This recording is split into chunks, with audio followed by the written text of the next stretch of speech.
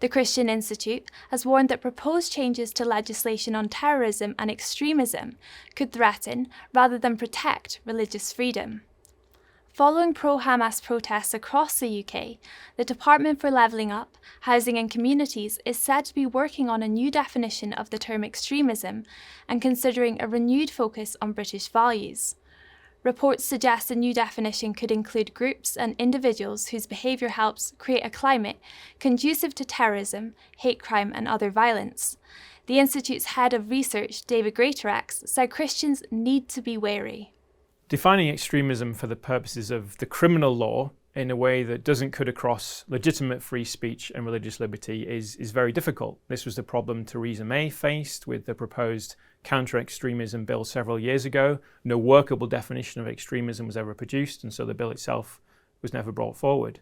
And even the non-statutory definition, referring to British values, well, that was highly controversial when it was first applied in schools through Ofsted inspections. We saw Orthodox Jewish schools being taken to task by Ofsted over not teaching about same-sex marriage, and Christian schools faced hostile inspections as well. So there's understandable concern about how Christians and Jews would fare under any new proposals.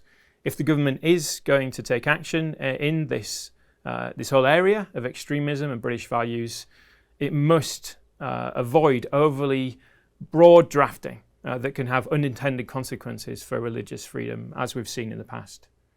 For more great content, like, subscribe and hit the notification bell.